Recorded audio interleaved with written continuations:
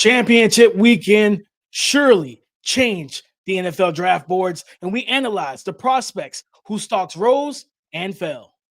Boom.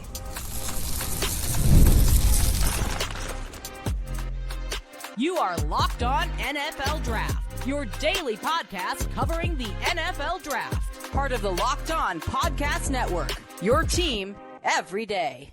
Welcome back to the Locked On NFL Draft Podcast, your daily podcast covering your favorite draft prospects, part of the Locked On Podcast Network, your team every day. I'm your boy, Damian Parson. I'm an NFL draft analyst with Bleacher Report. That's my guy, Keith Sanchez. He's the director of scouting with the Draft Network and 2019 national champion with the LSU Tigers. And as always, thank you for making Locked On NFL Draft your first listen today and everyday shot for being our everydayers. Guys, you already know what time it is, man. Championship weekend was this past weekend, and we got to break down how the stocks have fallen. We'll talk about those money makers, the guys who improved their stock, the bag fumblers who dropped their stock, and then we're going to give out our game balls of the week. But before we get to that, today's episode is brought to you by FanDuel. If you want to be right in the middle of the action this season, visit FanDuel.com and place your live NFL bets all season long. No hiding from the tape. It's time for money makers and bag fumblers. Money makers, Keith, a guy that made himself some money. I got to shout out Dillon Bell, the wide receiver out of Georgia. He was a big part of the game plan early. Just his versatility, right? Like this is a kind of a he's not Deebo Samuel, but it's kind of Deebo Samuel-esque in terms of what he does for Georgia's offense. They use him as running back sometimes. He plays receiver. He's kind of that wide back in a sense, and he got the touchdown. But also just when they needed to make some plays early in that game and settle Gunnar Stockton down, he looked Dillon Bell's way. Dillon Bell was open inside the zone, different things like that. And he's a really good player in terms of making plays after the catch. I think he helped himself in terms of people may not have forgotten he was even like in this draft class because Georgia doesn't throw the ball to just one specific guy. He helped himself in championship week in the SEC championship game in a big blowout versus Alabama. Yeah, I agree. He was a player that flashed, right? And his athletic ability, right? Because I'm more than sure you evaluated him. It's probably not top tier, right? No. But is he a guy that you can count on to make a play or two during the game, right? And I think as an NFL draft prospect, we have to start probably transitioning the lens to that for him, right? Okay, cool. Your NFL, like you can make a 53-man roster, and then from there, where do we go with the evaluation, right? Like, then that's when we get into the round, and then what is his projection? And I like the Deebo Samuel. He feels like a Kyle Shanahan guy, Keith. He feels like he would kind of replace. He could be you. Nobody's going to replace Deebo Samuel what he actually did for San Fran. But if you look at that roster right now, they don't have a guy that could do anything close to what Deebo did. Dillon Bell seems like he could be suited for that type of role if given that opportunity. Yeah, I agree with that. I agree. DP, I'm gonna go with a guy I think we talked about Friday, right? We highlighted him. Elijah Surratt. You're talking about a money maker. And listen, the game, he didn't have a stat sheet that was off the charts. Nobody really did, right? But when you look at Elijah Surratt, man, making that clutch with a slot fade touchdown, and it was the ability of, you know what, we're going to our top guy in the red zone, right?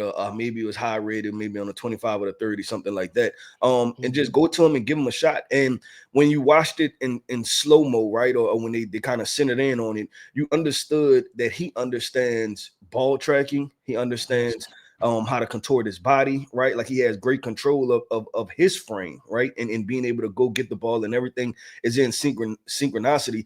And he's a guy that I don't think that's a one-off type thing, right? Where it's like, he got it that time, but the next three he won't get. And I'm like, nah, I feel like he's really good at that, right? Like done it all season. Yeah, he understands it. So I look at Elijah, and when I was watching the game, and I'm like, okay, after he made that touchdown, and I'm like, because I think we talked about maybe Keenan Allen, right? I think it was Keenan Allen, and maybe it's the number 13 that made me think about him because he wears number 13. That could probably, but I understand that comp. He's a guy that potentially may not run a fast 40, and he's going to go in the second round, and then somebody going to potentially have a wide receiver one, depending on the scheme. But I mean, do we need to start having a discussion about him back in around one? Because I think there's a true skill set there. No, I mean, I've been a Elijah Surratt guy for over a year now. Like he can play ever since he transferred. I think he might have transferred from JMU to go to the Indiana. He was their bona fide wide receiver one last year with Curtis Rourke and everything. And now, that's why I was so excited about that connection between him and Mendoza in the summer. Because Mendoza's the best back shoulder fade thrower in college football in this draft. And that's one of the best back shoulder fade receivers in college football himself, in Elijah Surratt. So I like that shot, Keith. I'm gonna go to his teammate, Charlie Becker, man. 6 for 126. He didn't score a touchdown, but man, he's talking about two big time clutch catches. The 52 yarder, Fernando Mendoza tried to hit Omar Cooper on a deep ball like that in the middle of the field earlier in the game. Omar Cooper, I think the DB, they battled for it. He came down. DB ended up coming down, I think, on his ankle, and he was out for the rest of that game. So I was like, man, that's a tough loss against this defense. To watch Charlie Becker walk back into this. Remember when Elijah Surratt was out? I think was it against Oregon? I think Becker was out there making plays against Oregon and Penn State and everything. And to now lose Omar Cooper, Charlie Becker be pushed back into the spotlight, and to make big time, deep play, clutch plays, mossing defenders, going up, tracking the ball over the shoulder and everything. And then the one that really iced the game against Jermaine Matthews, outside release, get vertical, dime of a throw from Fernando Mendoza, and then he just goes up over the DB. No face, no case. DB doesn't know the ball is coming because he's stacked. He's out of position and out of phase, man. This is a guy I think absolutely made himself a ton of money in terms of nobody really knew who he was up until Elijah Surratt got hurt. And I now watch him consistently make plays. I love to see that from him, Keith, because he's really played well. Whenever one of the top two guys go down, man, Charlie Becker steps up. Yeah, and it was one of those things in that game, DP, where you're sitting there and you're like, who is Charlie Becker, right? I'm more than sure that's what most of the fan base was most people were probably wondering who that guy is making plays on this vaunted Ohio State defense and these defensive backs. And I think everybody wears number 80, Keith. No, you don't see receivers wearing 80 no more. The vintage Chris Carter, I believe, right? Right. Chris Carter. One other guy, and this guy, they got blown out. I'm gonna go to the Big 12 championship game, Texas Tech versus BYU. But I'm impressed with his skill set. And that's BYU running back LJ Martin. I like what I see from him, DP. And just to throw out an early comp for him, and I don't know if you said this, I know you discussed him before on this podcast. LJ Martin to James Conner. I got some of that from him. Just a big body back, patient, has lateral agility to him, filled out frame, can run with power, but has a sneaky ability to make you miss, right? So he reminds me of those Pittsburgh running backs when you think about a Le'Veon Bell and a James Conner. So I know they lost, and his stat line wasn't anything crazy. I think he had 19 rushes for right under 70 yards. But just some of the plays that he was making right now. And I always talk about running backs' ability to make wrong things right. He was doing that on some of these runs. And so I was like, hey, I like this skill set right here in a running back. Yeah, I mean, he's patient, really good vision. He's one of those. It's I always go football the heart with the basketball. He's like that guy that you can't really speed up. He plays at his own pace a lot of times, and just his ability to plant his foot in the ground, get north and south, and then he is so hard to tackle because it's I think he's listed 6'1", 225 or something like that. So is he going to run with the lowest of pad level? No, because he's just a taller back. But if you try to strike him high, good luck. He is dense. He is dense and he is very strong. So got to show him some love, kid. I want to end it out with one more wide receiver. Duke's wide receiver, Cooper Bartkate. Guys, I'm telling you, get eyes on him. If you like route running, a guy that can separate from the slot, ball tracking, things of that nature, you want to get eyes on him. He was their leading receiver versus Virginia in the game. It was a very fun game. Of course, I didn't catch the entire thing. I ended up watching the film the next morning, but because I was watching Indiana versus Ohio State, of course. But watching the film back, Bartkate he could play, Keith. He's got an NFL skill set.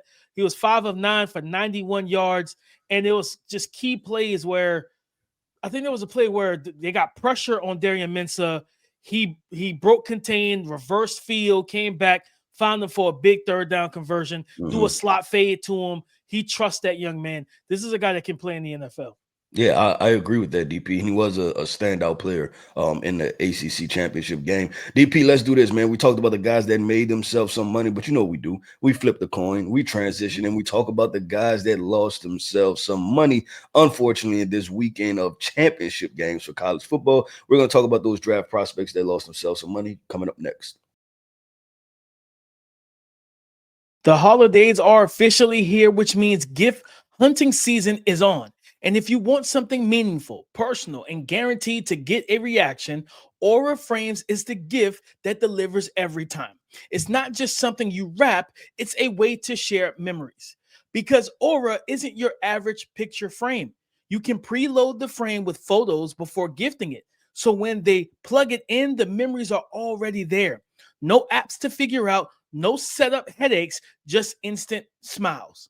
For a limited time, save on the perfect gift by visiting auraframes.com to get $35 off Aura's best-selling Carver matte frames named #1 by Wirecutter by using promo code LOCKEDON at checkout. That's auraframes.com, promo code LOCKEDON. This deal is exclusive to listeners, and frames sell out fast. So order yours now to get it in time for the holidays. Support the show by mentioning us at checkout.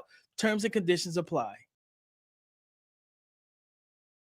What goes up must come down. No hiding from the tape. It's time for moneymakers and bag fumblers. Talked about Charlie Becker and you talked about Elijah Surratt. Crazy enough, this young man was on the poster by both of these guys, and that is Jermaine Matthews, the cornerback from Ohio State. The fade ball to Elijah Surratt was called him for the touchdown. And then the throw that iced the game from Fernando Mendoza to Charlie Becker, Jermaine Matthews was in coverage on that one as well. He was actually, I'm pretty sure they were 6 of 6 targeting him in this game. Wow. If I remember correctly, 4 for 4. I'm sorry, 4 for 4. He allowed 100% reception percentage, a completion percentage, over 17 yards, around 17 yards per catch, a touchdown, and nearly 70 yards receiving. They went after David Igbenusson a little bit, but for the most part, like whenever they really wanted a chunk play, they looked for number 7. I think it's number 7 for Ohio State, Jermaine Matthews, who up until this point, I think he's been playing solid this year. Mm-hmm. This was a tough game, and again, this is not the end of the world for Ohio State. They're going to be in the CFP, of course. They're in the CFP. They're going to have their chance if they make it to the. If they make it to the title game, that's the only way they'll be able to see each other. But at the end of the day, he's going to have his opportunities to rebound. But that was just a rough game. While Indiana said, let's stay away from Igbenusson after a couple tries, they found the matchup. And whenever a team feels like you the matchup, that's never really a good thing, especially once they start converting. Yeah, I mean, and you listing off those statistics, DP, I don't know if that was a situation where they planned on picking on Jermaine Matthews, right? Yeah. Or they planned it, right? Like that was a pregame situation where the game plan. I don't know why I couldn't come up with the word game plan. It kept escaping me. There was a word that I was looking for. Game plan. I don't know if that was part of the game plan or if it was a ebbs and flow of the game, right? Like it worked the first time, like let's go back to the well and see if we could get some. Let's try again. And keep going, but definitely that wasn't a good situation for him. I'm gonna go with this, and this is probably the obvious situation, and we also do our quarterback show tomorrow. But I'm gonna say Ty Simpson, DP. And there are a bunch of different ways you can go with the conversation, but just watching that game, man, it almost came full circle to looking like the Florida State game again, right? To where everything just wasn't gelling. And when you look at almost the first 8-9 games of the season, right? Like there was a extreme upward trajectory for Ty Simpson. And then these past couple games have been kind of, 50-50, right? Like, okay, that was good. That was a question mark. And I think jumping into the film, we're probably going to have to decide where to assign blame, right? Like let's actually go through this film and where to assign blame. Like, is that on Ty? Is that on the coaching staff? Is that on the wide receivers, right? And I think we need to go through that entire situation. But I think he was a guy that lost himself some money and be very difficult to make a number 1 overall pick conversation. Yeah, no, I think because I definitely have a more extensive conversation about Ty on tomorrow's show with you, man, because it needs to be had. We gotta talk about it. But I will say, Keith, like at one point he was a top 5, top 10 pick. So you're talking about like ever since that Oklahoma game, like he has not played to the level before the Oklahoma game. It felt like Venables broke him, like you know what I mean, or not even broke him, but maybe like he gave out the blueprint on how to attack this offense. Because up until then, defensive Kirby Smart was struggling. Everybody was struggling trying to figure out how do you slow down and stop that offense once they got rolling.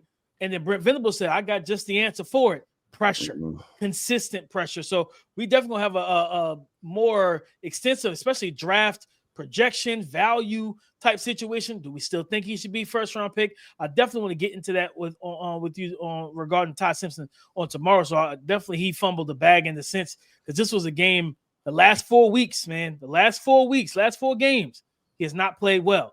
Did I go back to Indiana?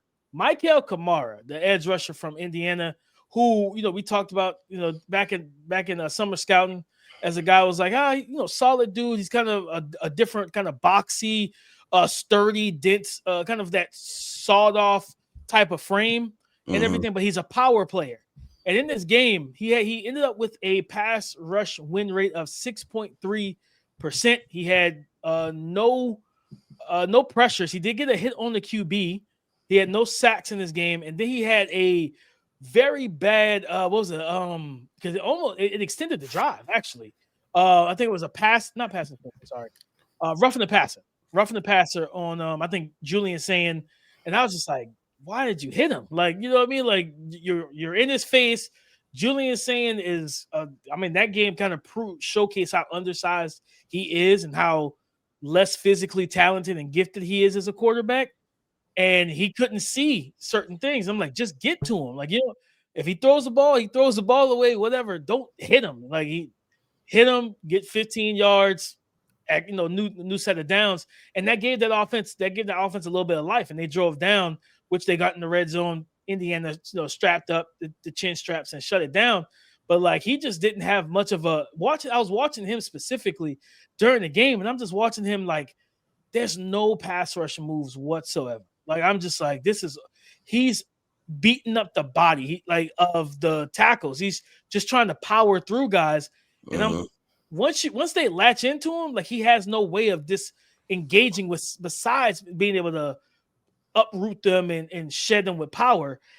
And I'm just like, man, like I feel like your draft stock is going to be you're probably going to be a mid to late day 3 guy. I don't know how you get drafted before day 3 of the NFL draft right now. Yeah, and that's what I always felt about him, right? Was I understood the upside of, edge rusher, hybrid, 3-tech, kick him inside. But sometimes not having a position and being versatile means that you're not dominant at one thing, right? Yeah. And then even when you have those type of players, right, you can see him. A name that popped up from a couple years ago, a Kalijah Kancey, right? Like you have to have a go-to thing that's overwhelmingly dominant, right? When you're undersized and playing different positions, because the game is going to change. And I think he, against Ohio State, having all those big boys who are athletic, like that was probably your closest look to NFL offensive line, right? Play, and it looked to be overwhelming. Like he looked just. Like you said, the sawed-off situation showed itself, right? Like the 6'1", 260. Not being 300 pounds and playing on the interior kind of showed itself, right? Like not being 245, 250 and having an elite explosive step on the outside to beat offensive tackles who are athletic showed itself. So it was just a combination of the question marks. I think they all kind of showed during the Ohio State game. And to jump in real quick, Keith, before we transition, like he's got 1 sack on the season. Now he does have 40 pressures. Like he pressures the quarterback. But the reason why you only got 1 sack is because you don't have the requisite arm length and wingspan to, hey, I got back there, but I couldn't finish the job. I couldn't close the deal. And then again, like you said, you can't power. You're not powering through everybody in the NFL. You gotta have something to change it up. And I don't know where exactly you play him at 6'1", 260. I don't know what's the role.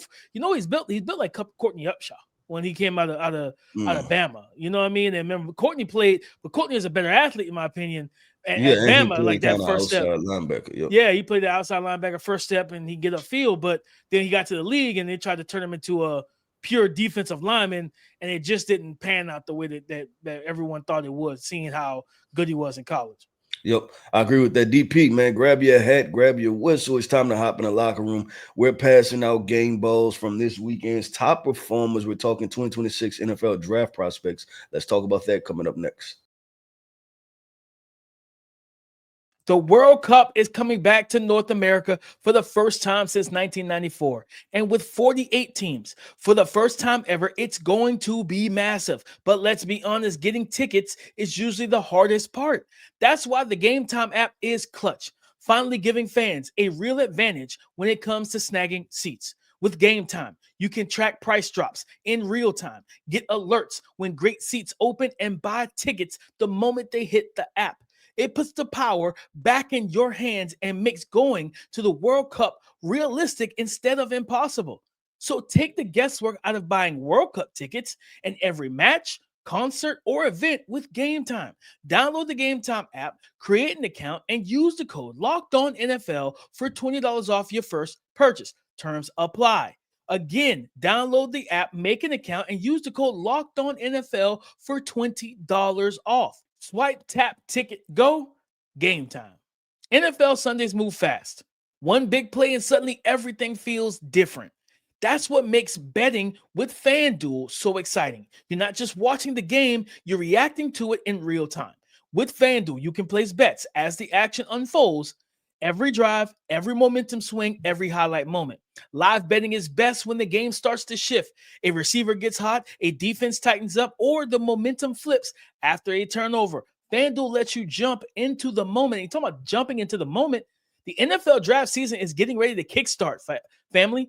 And you can bet right now. You could jump into the action and bet right now who will be the number one overall pick. And the betting odds favorite is Indiana star quarterback Fernando Mendoza at -125. So if you want to be right in the middle of the action this season, visit FanDuel.com today and place your live NFL bets all season long. FanDuel, the game moves fast, so can you. Thank you for making Locked On NFL Draft your first listen today and everyday shot for being our everydayers. It's time to hand out our game balls. I'm calling game. Keith, I go to that Texas Tech defense, man, and this was a guy that it wasn't David Bailey who had a solid game. It wasn't Rodriguez, who's their star linebacker. I give it to Ben Roberts, man. I give it to Ben Roberts. The title. He had a massive game, and because Texas Tech's offense wasn't humming in this game, Keith. Like Sataki, the head coach and everything, like he knew how to scheme up, and their defense is good. The Texas Tech offense wasn't wowing anything. But Ben Roberts in this game, Ben Roberts is listed at 6'3", 240, 4 tackles in the game, 2 pass breakups, and 2 interceptions. And those interceptions are truly what changed the game in this game, right? It gave his offense short fields. The first pick, I think he ended up returning it for maybe 10, 15, maybe 20 yards and everything like that. Without him in this game, in my opinion, Keith, I don't see a way. I truly don't see a way that Texas Tech, like, I feel like it's closer. I feel like it's a much closer game. I would say this. I thought Texas Tech defense was dominant enough to keep them in the game, even though their offense wasn't humming. But it wouldn't be a blowout. It probably would have been a 13-7, 17-10 potentially type of football game. Because essentially it could have kept the game close, which would allow BYU to still be able to lean on LJ Martin. And LJ Martin probably could have came out of there with 35 carries, Keith. Yeah. Like he probably would have came out of 35 for $150 and 2 touchdowns. And they started to own time of possession, especially because Bear Bachmeier ended up hurting, I think, his ankle or something like that. So he was kind of hobbled and wasn't able to use his mobility and stuff like that. But yeah, Ben Roberts, big time. big time game in a big time moment, and that defense, I'm telling any of these teams in the CFP, you get that quarterfinal matchup or that matchup with Texas Tech, please believe that defense is going to give you some problems. Like they can cover, they got pass rush, defensive tackles, and they got fast linebackers. This is a defense that could give teams all types of headaches in the CFP. Yeah. So I'm gonna go with this, DP, and I'm gonna hop in Duke's locker room, and I'm going to give the game ball to my guy, our guy, Darian Mensah. Duke was able to win the ACC championship, and I thought he played a fairly good football game. Right, he had a high completion percentage. I believe it was somewhere around 75%. Through 2 touchdowns, had an interception, but to go back up against a team that you played almost, it was less than a month ago. It was three weeks ago. It was November 15th. And that game was, you had 50% completion percentage, 1 touchdown, no interceptions, right? And y'all lost that game 34-17. And then you come back, you watch the tape, right? You get better. You want to see those things when you're talking about us as talent evaluators, right? And grading these draft prospects and these quarterbacks. Are you able to improve? Are you able to learn from your mistakes? And he proved it, right? Like he went from a not so good game to a bad game. And then he flipped that, right, and had a good football game against the same exact football team. So I want to give it to Darian Mensah. Also, I want to talk about this. I didn't understand, DP. I just realized that winning the ACC championship game does not mean that you're in the playoffs. And I didn't understand that until after the game. And then, so I'm sitting there like, what's the point, right? So part of this, I wanted to go on a little rant, DP. You're getting me on a little rant. I'm annoyed by this. Like, what do you mean we won the ACC championship game? We won the ACC and we're still not going to the playoffs. Then it truly forces the conversation of, why are we playing this game? Like, why are we playing this game? Because if you're the conference, right? Like if you're the ACC, if I'm the commissioner of the ACC, I'm praying that Virginia wins, because so then that way we could get another team in, because if Duke wins, we still have no shot, right? Like we had a minimal shot to even get into the playoffs. So it knocks Virginia out. And then you're telling me that Duke has no shot at all because they have 5 losses, which I fully understand. Something has to be fixed, DB. I was not a fan of it. And this is the issue from a NFL draft prospect perspective, right?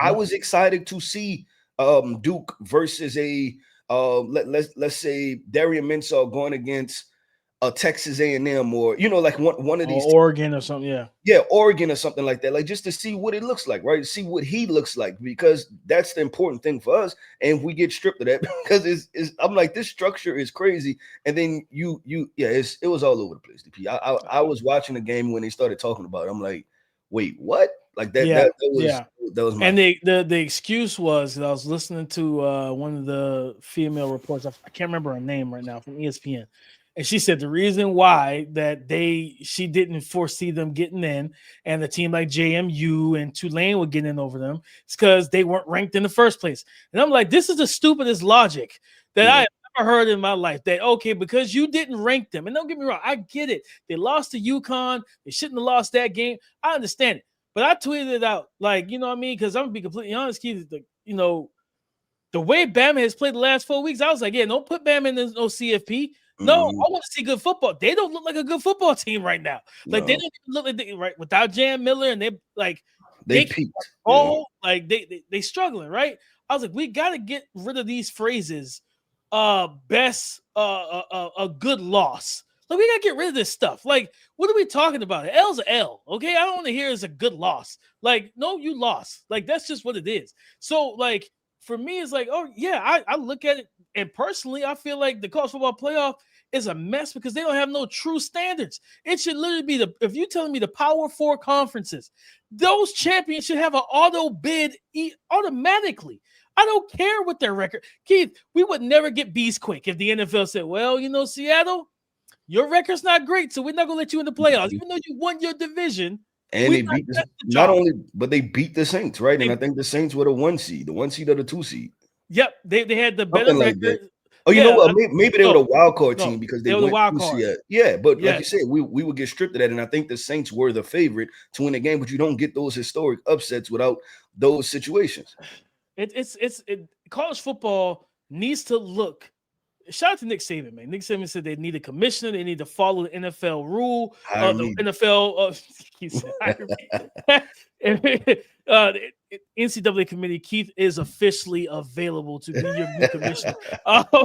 But they need, like Coach Saban was right, Keith, as we get ready to close this show out. He was right because, and everything you said is true too, because I thought about the same thing watching it.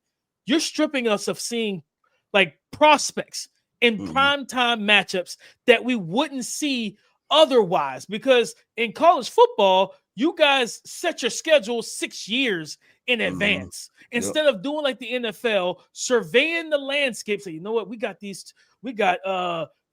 quarterback from Cal, who's a stud. We got this other freshman quarterback. Let's get Cal versus BYU week 2 of the college football season. You know what I mean? And like, just set the matchups that will be tantalizing and really good to see. Instead, we like, hey, we're going to do home and home series. We don't know who's going to be on these teams in 6 years, but dear God, we set a deal to hey, Notre Dame's going to play Alabama 2 years back to back. Jeremiah Love's gone. Ty Simpson's gone. Deontay Lawson's. We don't know who's going to be on these teams. They have a problem that they got to fix. Look at the NFL. That model makes money, and it's good for the viewership. Take from that and improve the viewership and the product that you have. Yep, I agree with DP. That wraps up, first of all, our rant, right? Trying to fix college football. And then that wraps up another episode, man, of the Locked On NFL Draft Podcast. I want to end this podcast off by saying shout out to our everydayers. Thank you for tapping in with us each and every single day. I am Keith Sanchez. You can find me on X at The Talent Code. That right there is my guy, my co-host, Mr. Damian Parson. You can find him on X at DP_NFL. Like we like to say, man, y'all come talk to us because we like to talk back. Go subscribe and follow for free on YouTube, wherever you listen to podcasts, to get the latest episode as soon as it is available. Coming up on tomorrow, we're talking all things quarterbacks, QB of the week, those stock rising performances and those stock falling performances, all on tomorrow's show. So come and join the conversation again tomorrow on the Locked On Podcast Network, your team every day.